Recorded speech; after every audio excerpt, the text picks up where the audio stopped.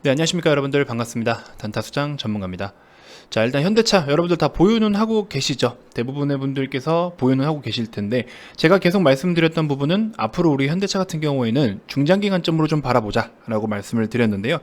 자, 일단은 현대차, 물론 뭐 삼성이나 SK, LG, 롯데 이렇게 뭐 현대차 포함해서 5대 그룹 들이 지금 이런 경영진들이 굉장히 지금 골머리를 썩고 있다라고 합니다.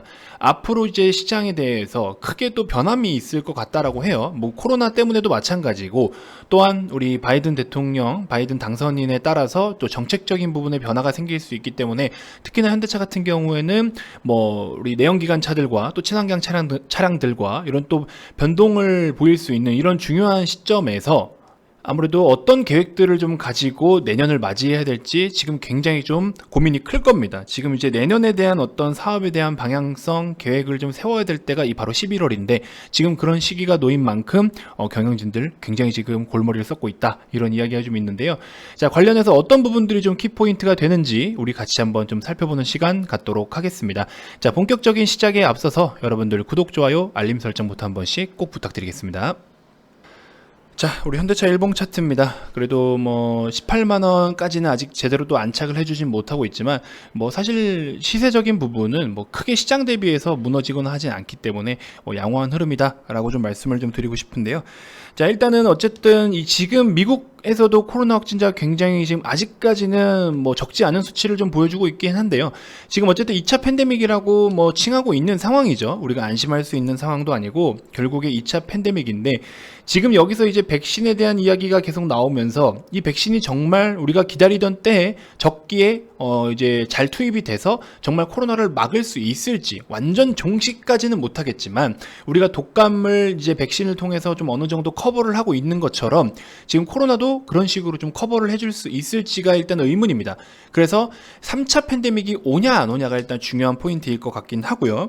어쨌든 일단은 우리는 현재 백신에 대한 노출이 계속 나오고 있는 상황 속에서 코로나를 잡아간다라는 가정하에 어떤 대응을 좀 세울 필요는 있겠죠. 이런 상황이 지금 영원하진 않을 거니까. 영원하면 사실 큰일 나겠죠.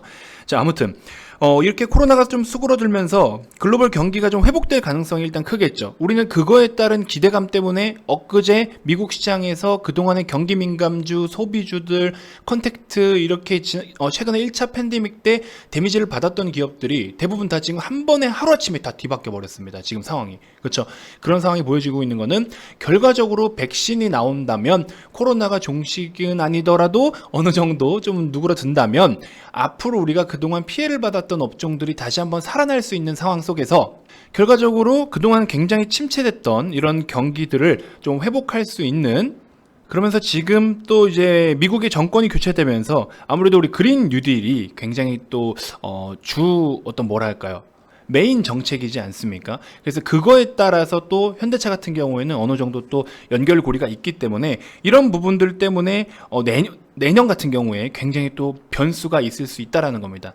그래서 현대차를 포함해서 우리 5대 그룹 있지 않습니까? 삼성, 현대차, SK, LG, 롯데, 이렇게 5대 그룹들은 이번 달에 이제 내년 사업 계획하고 어떤 경영 방침을 좀 확정하고, 다음 달 초에는 또 주요 경영진에 대해서 인사를 단행하고, 이런 시기들을 지금 이제 맞이하게 될 텐데요. 이 코로나로 인해서 글로벌 경제가 좀 약간 이렇게 새로운 판이 짜지는 시기가 점점 다가오고 있지 않습니까? 그만큼 이제 어떤 새롭게 또 판이 바뀌는 상황에서 선제적 대응이 좀 필요하다, 이제 그런 타이밍을 노린다라는 포부를 밝히고 있는 겁니다. 우리나라를 대표하는 기업들이.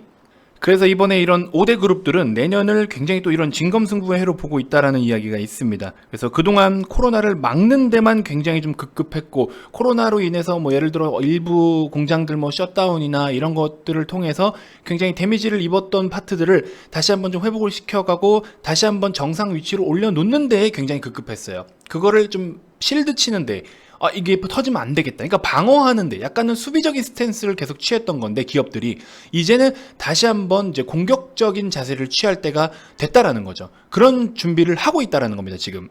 그래서 이제 올해랑은 좀 다르게 내년에는 전반적으로 글로벌 경쟁이 좀 더욱더 치열해질 것 같다라는 의견인데, 그러면서 시장의 흐름을 제대로 읽지를 못하면 굉장히 좀 도태될 수 있는 그런 위기감이 커진다라는 겁니다. 그래서 뭐 M&A라든지 또 여러 가지 투자들을 통해서 뒤따라오는 후발주자들하고 격차를 좀 확 벌려버릴 수 있는 좋은 기회가 될 수도 있다라는 겁니다. 근데 최근에 이제 제가 VIP 회원님들께도 많이 말씀을 좀 드렸지만 뭐 PMI 제조업 지수가 올라오니 뭐가 올라오니 이렇게 하는데 그 지표들을 단순하게 한두 가지만 가지고 우리가 논할 수는 없어요. 뭐 하다못해 GDP를 보더라도 GDP만 일단은 우리가 기준 잡더라도 앞에 고용과 소비가 좀 따라줘야 됩니다. 미국 같은 경우에는 GDP의 7, 80%가 대략 70% 가깝게 이제 소비가 그 큰 역할을 하고 있기 때문에 뭐 GDP 성장률을 이 정도로 보고 있다라고만 하더라도 앞에 고용이라든지 소비 쪽 이런 쪽에서 어떤 지표들이 따라주지 않으면 결과적으로 연결고리들이 이런 흐름을 이어주지 못하면 아무 의미가 없다라는 겁니다. 막말로 여러분들 우리 고용은 그러니까 실업률이 증가하고 고용은 엄청나게 감소를 보이면서 대신에 소비는 굉장히 늘었어요. 소비가 늘면서 어느 정도 침체 대비해서 이제 미국 기준으로 말씀을 드리는 거예요. 침체 기준으로 해서 또 생산도 약간 반등을 보여줬어요. 제조업 지수들이 반등을 보였습니다. 저점 대비해서. 근데 고용과 어떤 그 실업 지표들은 개선이 되고 있지 않아요. 그 말은 뭐예요? 결과적으로 국가에서 주는 돈으로만 돈을 쓰고 있다라는 거잖아요. 그러면 이게 지금 영원할 수 있냐라는 거예요. 정부에서의 정책들로만, 부양책들로만 이런 걸 통해서만 굉장히 또 실업급여가 미국에서 실업급여가 일해서 버는 돈보다 더 크대요. 컸었대요. 그리고 엄청나게 풍부한 이 양적 완화로 지금 아직 최종적으로 부양책에 대해서 또 협의가 어쨌든 이루어지고 있는 상황이지만 그래서 이런 부분들이 결과적으로는 우리가 이런 연결고리들까지 하나씩 이어서 흐름을 살펴봐야지 PMI 지표가 50이 넘어갔으니까 뭔가 제조업이 살아나고 있네 그러면서 괜히 또 뭐 구리 니켈 쪽 같이 움직이고 하지만 고용과 실업은 회복이 되지 않고 있고 이런 것들 이렇게 뭔가 어딘가에 밑빠진 독에 물 붓게 하는 듯한 이런 판단은 사실 우리가 글쎄요 저는 좀 그렇다라고 봅니다. 그래서 지금 이제 여러 가지 지표들을 단순한 그러니까 한두 가지의 지표에만 맹신을 해서는 안 된다라는 겁니다. 굉장히 의미가 좀 없어요 그런 것들은. 그래서 이게 지금 어쨌든 앞에 말씀드린 전반적으로 경기 회복에 대한 그 진짜로 경기 회복을 보여줄 수 있는 그 턴어라운드 시점을 예측하기가 사실상 굉장히 어렵다라는 겁니다. 뭐 백신 같은 것들도 진짜 지금 뭐 화이자라든지 아스트라제네카 여러 가지 좋은 이제 성과들을 보여주고는 있지만 오늘 또 셀트리온 쪽에서도 치료제 좋은 성과 보여주고 있지만 이게 갑작스럽게 또 어떤 결과를 나타낼지는 모른다라는 거예요. 그리고 이제 바이든 당선인이 대통령 자리에 앉아서 그의 정책에 따르면 또 추가적인 부양책과 그 정책 규모들이 어느 정도 윤곽이 드러나 있죠. 그러면 그런 상황들이 나중에는 어떻게 되겠습니까? 또 이제 대규모 부양책이 투입이 되고 이러면은 또 달러는 약세를 보일 것이고 그러면은 또 해외로 수출하는 기업들은 어때요? 그렇죠? 환율에 굉장히 민감하니까 환차손에 대해서도 우려를 할 수밖에 없는 부분들도 있고 환율의 변동성에 따라서 그럼 이런 것들이 결국에 기업의 이 매출과 이익에 직접적인 연관성이 있는 건데 그러니까 이런 것들을 하나씩 다 예측하기 어렵다라는 거예요. 지금 이 연결고리들을 차곡차곡 이제 뭐랄까요 기준을 세우기가 굉장히 힘든 시장이라는 겁니다. 지금이.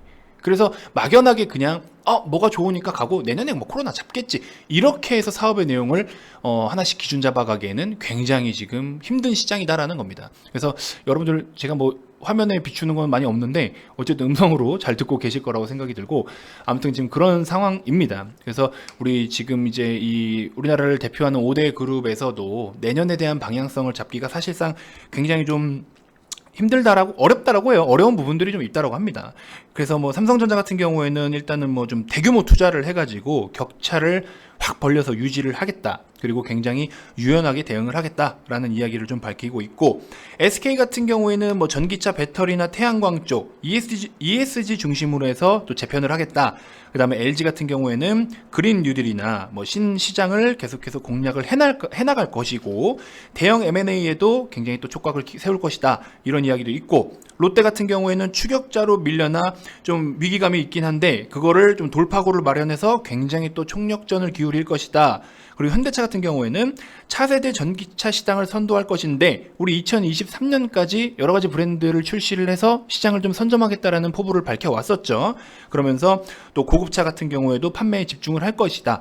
아무래도 현대차 쪽에서는 차량은 사실 이 제네시스, 고급 브랜드 제네시스나 또 SUV 차량들 이런 것들이 마진이 많이 남아요. 그래서 뭐 유럽 시장에서는 사실 뭐 코나 같은 거 한 대 팔아도 아직까지 500만 원 정도의 손해를 좀 보고 있는 상황이기도 하고, 수소차 넥소 같은 경우에는 솔직히 말씀드리면 정부 지원금이 없다라고 하면은 인프라도 제대로 구축되지 않은 상황에서 판매 메리트는, 구매 매력도는 사실 좀 떨어지는 상황이긴 하죠. 그래서 이런 부분들 때문에 하나씩 점차 개선이 되어 나가야 되는 상황인데, 현대차는 솔직히 뭐 우리 엑시언트, 그쵸? 엑시언트 같은 경우에도 지금 굉장히 또 실제 운행에 따라서 평가가 너무나 좋고요. 미국 쪽에서도 제네시스를 포함한 여러 가지들 이제 뭐라 할까요? 브랜드 선호도나 또 이 기술력, 그 완성차 기업이 갖고 있는 기술력이라든지 이런 것들을 이제 평가하는 업체가 있는데 거기서 또 2위를 했던 기록도 있고, 그래서 여러 가지 정말 좋습니다. 국내에서 또 평가받는 어떤 그 이달의 차 이런 거 있잖아요. 지난달 같은 경우에 또 투싼이 또 우위를 보였었고, 전반적으로 너무 좋은 흐름을 이어가고 있는데, 어쨌든 좋다라고 해서 좋은 건 다 알아요. 그러니까 상대적으로 주가는 좀 버벅거릴 수는 있습니다만, 제가 계속 말씀드리지만 이 종목 같은 경우에는 조금 오래 끌고 가야 된다. 그랬을 때 여러분들이 원하는 성과를 얻을 수가 있다라는 겁니다. 그래서 절대 흔들리지 마시고, 중간에 또 어떤 이슈가 생기면 또 코멘트를 드리도록 하겠습니다. 그러니까 비중을 지금 너무 많이 담아두고 가면은 여러분들 계좌에 파란불만 찍히면 이제 불안한 거죠. 그렇게 하지 마시고, 일단은 5%가 됐든 10%가 됐든 좋습니다. 조금 담아가고, 이렇게 급락 나올 때마다 한 번씩 또 추가적으로 편입을 하고, 이런 관점이 좋겠죠. 그래서 이날 같은 경우에도 우리 VIP 회원님들께 바로 소개를 해드리면서 편입을 했었습니다. 그래서 이런 구간에서 이제 비중을 담아가는 전략이 좋다. 그래서 이런 짜잘한 음봉 이런 거 말고, 한 번의 파동에 있어서 고점 대비해서 좀 큰 폭의 하락을 보였을 때는 이런 라인에서 한번 조금씩 담아서 모아가는 전략으로 장기 투자를 좀 하셨으면 좋겠다. 그 밖에는 여러분들 뭐 완전 우리 존린 선생님 스타일로 그냥 쭉 가져갈 수 있으면 좋겠지만, 솔직히 저는 못해요. 죄송한데 저는 못합니다. 제 성격과는 맞지 않아서. 그 방법이 틀렸다라는 건 아니지만 제 성격에 맞지 않아서 전 못해요. 그래서 저는 어느 정도 트레이딩을 항상 좀 접목을 시키는 편입니다. 우리 회원님들께서 뭐 제가 너무 강요하는 건 아니지만 어느 정도는 좀 그렇게 같이 좀 살을 보태서 하고 있긴 합니다. 그래서 이런 트레이딩을 좀 같이 병행을 하면은, 또 우리가 오늘 사실 시즌 어제 절반을 매도를 했었습니다. 좀 많이 좀 낙폭이 좀 심해서 리스크를 좀 줄이고자 어제 좀 절반 정도 매도를 했고, 바디텍 매드는 오늘 아침에 또 절반을 매도를 했습니다. 사실 뭐 적지 않은 손실률이긴 합니다. 근데 이것들이 이제 비중 관리만 좀 어느 정도 잘 되어 있으면 그래도 리스크는 좀 줄이고, 오늘 또 영진약품을 매매를 해가지고 밑에서부터 완전 잡았거든요. 거의 8% 정도 일단은 절반 매도를 하고, 시간으로 지금 또 굉장히 좋은 시세가 나타나고 있는데, 이렇게 또 비중만 일정하게 해준다라고 하면 골고루 수익을 챙길 수 있는데, 사실 좋은 거는 더 갖고 싶고 좋은 건 더 사고 싶은 욕심은 있잖아요. 그거는 뭐 저도 마찬가지입니다. 하지만 진짜 주식을 여유롭게 하고 싶고 여유롭게 오래 하고 싶으면요, 비중을 골고루 담는 게 좋습니다. 이게 다 실패한 사람들한테서 나오는 이야기예요. 저도 물론 실패를 했던 적이 있습니다. 수년 전에. 그랬을 때 깨우침이 있었거든요. 근데 저는 제가 가이드를 해드리고 제가 이끌어드리면서 그런 실패를 맛보게 해드리면 안 되잖아요. 근데 딱 봐도 우리 회원님들 같은 경우에도 시즌이나 바디텍 매드를 너무 많은 비중을 갖고 계시길래 대놓고 그냥 제가 잘못했습니다 하면서 비중을 줄여놨습니다. 강제로 비중을 줄였습니다. 그래서 오늘 적지 않은 손실을 좀 보긴 봤어요. 인정합니다. 하지만 그 밖에 좋은 종목들을 계속해서 소개를 해드리기 위함이고, 우리가 또 너무 묶여있으면 비효율적일 수 있고, 그렇죠? 그렇기 때문에 말씀을 드린 거고, 사실 이 두 종목은 못 올라올 종목은 솔직히 아니에요. 그렇기 때문에 추가적인 하락에 대한 리스크를 좀 컨트롤하기 위해서, 왜냐면 더 빠지면 다시 사면 되니까, 이런 음봉 하나라도 좀 아꼈으면 좋겠던 거죠. 오늘 마이너스 11%까지 빠졌잖아요. 그러면 아침에 매도를 했으면 10% 이상은 좀 잠깐 건져 놓을 수 있잖아요. 절반 물량도. 이제 그런 거를 좀 노렸던 거니까, 어쨌든 뭐 손실을 본 거는 인정을 합니다. 우리 아마 유튜브 시청하시는 분들도 바디텍 매드나 시젠 또 보유하고 계신 분들이 많으셨을 텐데, 못 갈 놈은 아니에요. 하지만 어느 정도 관리를 하고 케어를 해주면 충분히 우리가 더 좋은 성과를 나타낼 수가 있다라는 것만 인지를 해주셨으면 좋겠고요. 일단은 우리 회원님들 같은 경우에 어제 기준으로 보세요. 이렇게 손실을 좀 보긴 봤습니다. 인정할 건 인정합니다. 일단은 바이넥스 같은 경우에 어제 또 급등을 보여서 우리가 두 자릿수 수익을 챙기기도 했었고, 현대글로비스도 마찬가지고요. 삼성 엔지니어링도 좋은 성과 있고, 오늘 같은 경우에는 일단은 회원님들께 최대한 최대한 여러 종목들을 매도를 좀 사인을 드렸습니다. 그래서 최대한 우리가 포트를 좀 정리하려고 해요. 최대한 종목을 축소시키고 있는 중입니다. 그래서 이렇게 좀 축소를 시켜서 우리가 다시 한번 좀 이렇게 좋은 성과를 내기 위한 내년에, 이제 지금 보세요. 제가 현대차 여태까지 말씀드린 것처럼 뭐라고 해야 될까요? 우리나라 대기업들도 내년에 대한 새로운 준비를 하고 있으니 우리도 이제 거기에 맞게끔 우리도 우리 나름대로 내년에 시장을 좀 준비할 수 있는 시간들을 가져야 되지 않겠습니까? 그래서 일단은 제가 종목들을, 수익권인 종목도 마찬가지고 손실 중인 종목들도 케어를 하고 해서 지금 이렇게 우리가 준비를 해나가고 있는 중입니다. 자, 이 회원님 같은 경우는 어때요? 비중을 골고루 담으니까 바디텍메드 18% 손절했습니다. 절반 손절을 하긴 했지만 금액적으로 따지면은 충분히 커버가 가능한 거잖아요. 이거를 원한 거예요. 저는 이거를 비중을 골고루 담으면 이렇게 된다고요. 이걸 원한 겁니다. 하지만 비중이 너무 많이 실리면 18% 사실 뭐 이런 회원님들 같은 경우에는 절반 매도를 안 하셔도 되지만 비중이 너무 많은 분들 때문에 매도 사인을 드린 거라서 아무튼 뭐 그렇습니다. 이런 상황이고 어쨌든 저도 뭐 손실을 본 거는 봤다라고 인정을 하면서 최대한 대신에 빠르게 좀 우리가 회복을 할 수 있는 초점을 맞춰서 또 좋은 종목 발굴해서 소개를 해드리니까 좀 정직하게 하려고 합니다. 그래서 뭐 안 본 거는 안 봤다라고 하고 몇 달 물려서 올라와 놓고 봤냐 이거 수익 나지 않았냐 이렇게 하는 거는 저는 원치 않습니다.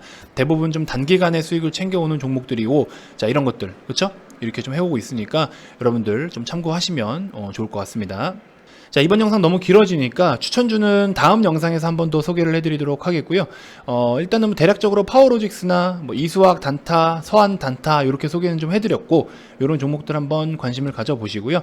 다음 영상에서 추가적으로 더 또 소개를 해드리도록 하겠습니다. 구독, 좋아요 꼭 눌러주시고요. 자, 아무튼 시장이 좀 방향을 뚜렷하게 잡지 못해서 좀 많이 좀 힘들 수가 있을 텐데, 저는 오히려 상대적으로 또 너무 많이 빠지지 않는 시장이다라고 하면은 지금 같은 경우에 우리가 VIP원님들처럼 좀 포트를 재구성하는 시간들을 좀 가졌으면 좋겠습니다. 그래서 여러분들 너무 힘들 수 있겠지만 크게 걱정하지 마시고 어차피 다 지나가는 과정입니다. 그렇기 때문에 그 과정 속에 놓여져 있는 것 뿐이니까 우리 좀 천천히 느긋하게 좀 대응을 하면서 새로운 어떤 시장을 맞이할 준비를 좀 같이 해봤으면 좋겠습니다. 아시겠죠? 제가 앞장서서 진짜 제가 날밤을 새더라도 좋은 종목 꼭 찾아서 우리 회원님들하고 또 우리 유튜브 구독자님들께도 또 일부 공개를 할 수가 뭐 있겠죠? 뭐 전부 다 뭐 꽁꽁 숨기고 있는 건 아니니까 그렇게 좀 준비를 하는 시간을 가져보도록 하겠습니다. 자, 이벤트 다시 좀 진행을 하고 있고, 여러분들 힘들 때 옆에서 또 작게나마 도움이 되어드리고자 이런 이벤트도 진행을 하고 있는 거니까요. 많은 관심 부탁드리고, 신청자가 최근에 좀 많기는 합니다.